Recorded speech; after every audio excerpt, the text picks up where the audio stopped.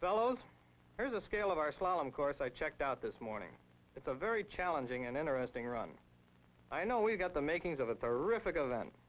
Lee, you're in charge of the fun, Connor. Were you able to get that paper clown that holds the basket that this friend of yours had? Yes, Paul, I picked up the clown and I also picked up the horseshoes at the same time. Perfect. That's going to make a swell event. The entries are really pouring in, fellas. It's unbelievable. Here's some more entries, Paul, and here's one especially I thought you'd be interested in. Thanks an awful lot, Timmy. Good. Pete really did a swell job when he made this entry out. It's so simple and easy to understand. Oh, down here, penciled at the bottom, they're coming to Riverside, but they want to know, what is a Gymkhana? John, you can probably answer that better than I can. The first Gymkhana was held in India in the 1860s by the Bengal Lancers to relieve the monotony of military life. Soon the idea became popular in other parts of the world and came to include a variety of contests on horseback, on bicycles, even on foot.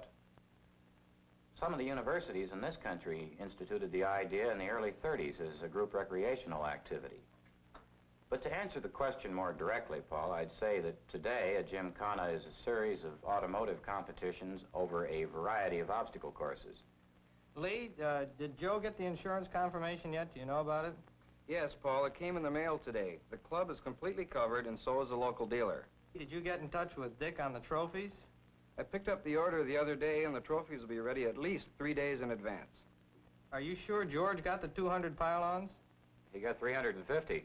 350, that's perfect. As you know, this is not a speed event. A Gymkhana is a precision driving test. And the more pylons you have, the more precise you can be in your driving. We've got plenty of pylons. For the sake of safety, let's put them in tight. If anyone touches a pylon, let alone knocks it over, it's a 10-second penalty.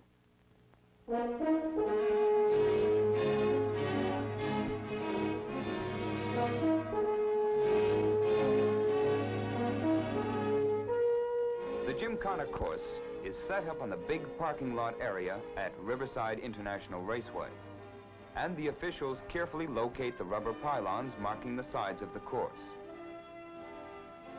As the contestants and spectators gather, other officials get the cars and drivers lined up for the events. Others prepare their scoring sheets and check over the equipment used in timing the competitors. Many Corvair enthusiasts have come from all over the country. Alabama, and even a Monza owner from as far away as Canada. More cars pour into the area. Welcome to the first annual convention of the Corvair Monza Owners Club and their Gymkhana here at Riverside International Raceway. Attention all competitors. Our safety rules are few and simple, but please attend to them immediately. Safety belts must be fastened at all times during all events. Only the driver is to be in the car while competing. No passengers allowed. And last but not least, please remove your hubcaps. Thank you and good luck. And now for the first event. It's a slalom. One car at a time running through a twisting, turning layout with pylon markers just inches away from either side of the car. Touch one and it's an added time penalty. Let's watch these Corvairs whip through this course in a fight against the stopwatch. Car number 30, a sharp-looking blue Corvair coupe. He's on the slalom course and moving out fast.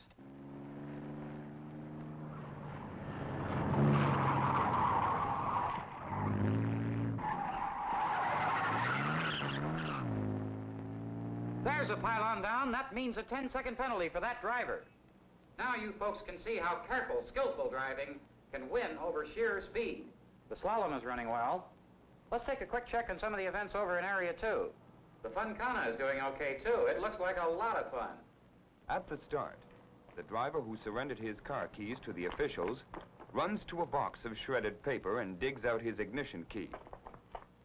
Jumps into his car and drives around a twisting course to the first target.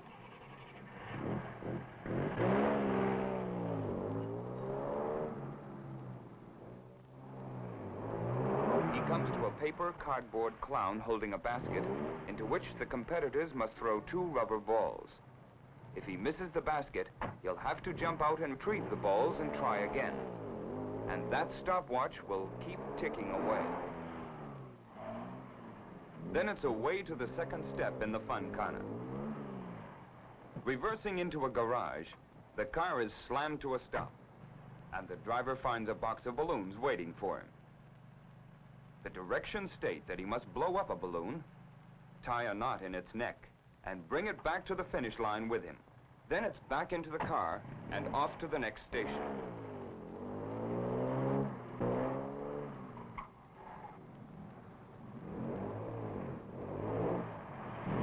Here he has to throw a ringer with one of the 2 horseshoes that were given to him at the start. Then another horseshoe toss and a dash to the finish line with an anxious glance at that ever-present stopwatch. The next car to be waved off in the slalom event is number 9, a member of the fairer sex competing in the ladies' division. Are you ready? 6 seconds before go. 5, 4, 3, 2, 1, go!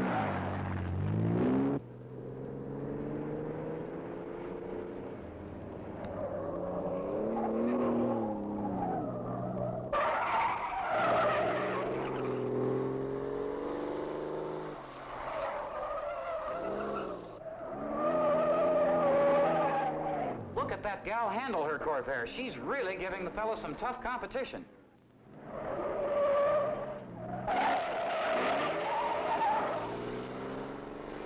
Car number 9.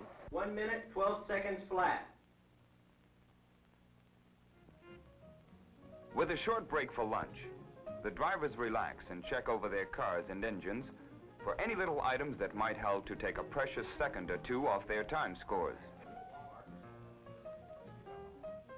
This is also an opportunity to compare notes with other entrants. To take a look at some of the individual additions that have been made by these Corvair fans in the way of interesting accessories for increased performance and appearance. Handling and performance in this jaunty little car add up to a package of elegance, thrift, and sheer fun that's hard to beat. Attention all drivers, we're ready to resume competition. Now back to the Gymkhana. Cars are again lining up for all events, and it looks like number 8 is at the starting line for the slalom. 5, 4, 3, 2, 1, go!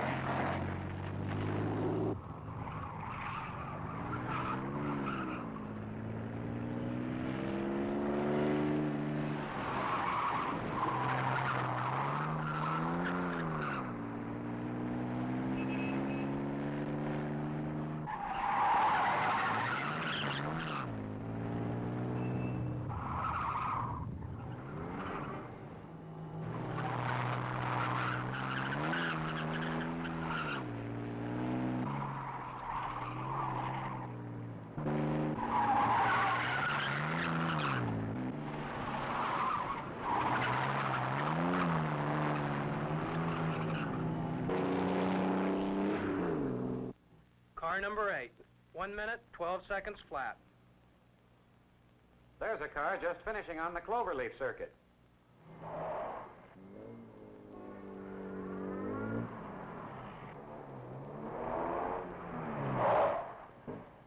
One of the toughest events of the entire Gymkhana is the Cloverleaf. The drivers follow an intricate pattern of right-hand circles around 4 rubber pylons forming the Cloverleaf. Then he straightens out and makes a dash for another solitary pylon. Once into the first garage, the Corvair must back out and whip down the course to the next parking test. It's a quick dash to the finish line. Another Corvair is just about ready to rip its way through the Cloverleaf event. Go!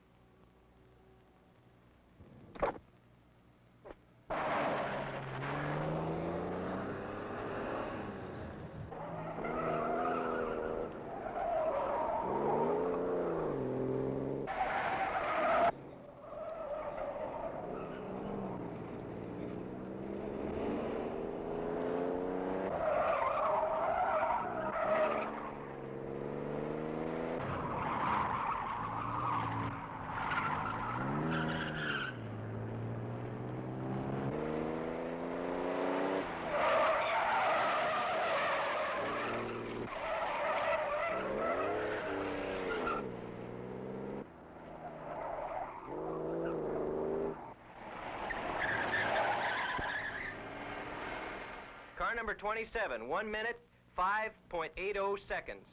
Don't forget, drivers, when that final event is completed, officials and drivers should return to race headquarters in town for the awards presentation. Paul O'Shea, noted sports car racing driver and chairman of the Corvair Monza Owners Gymkhana, warmly congratulates all of the drivers on their splendid showing in a very demanding series of Gymkhana events.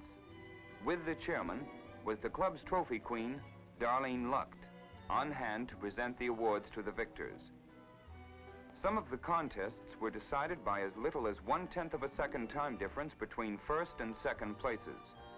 Contests such as this Gymkhana are becoming a popular part of the national motorsports scene, not only for their part in making competitors safer and better drivers, but for their fun value too. They're on an amateur basis with trophies for awards. The cups and trophies are eagerly sought after and are often donated by local Corvair dealers who are interested in aiding clubs in events of this nature.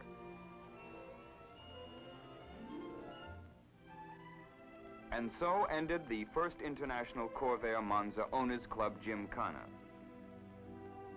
During the following summer and fall months, many man-hours were spent outlining a program that could be presented and organized across the country.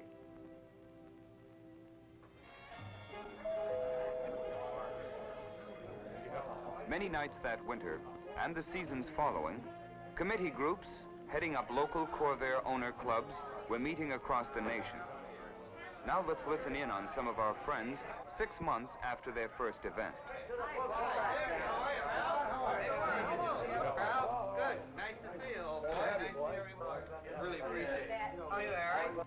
I'm certainly glad that all you fellows on the committee could make it over to my house tonight for this little informal meeting. Yeah, I'd love a cup of coffee, Ralph.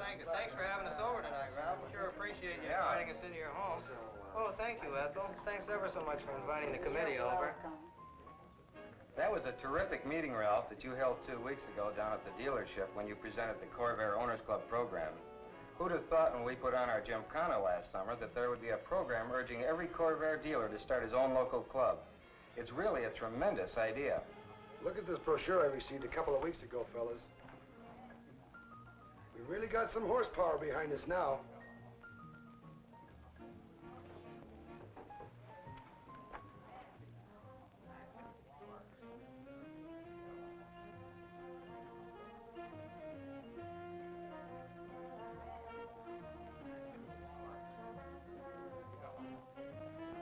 You know, gentlemen, this brochure here that Ralph is just showing us sure is all-inclusive. Take a look at that, John.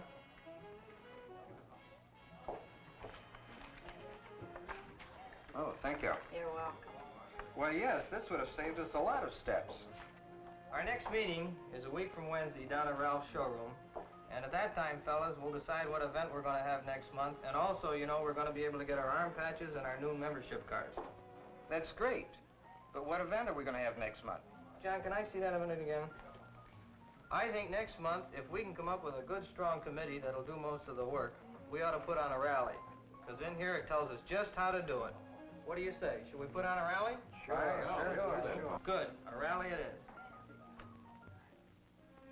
To the Monza enthusiasts who participated in the first Corvair Monza Gymkhana, and to the Corvair Monza Owners Club, the Arrowhead Sports Car Club, and the Corvettes Limited Club, who helped to make this event possible, we gratefully dedicate this picture.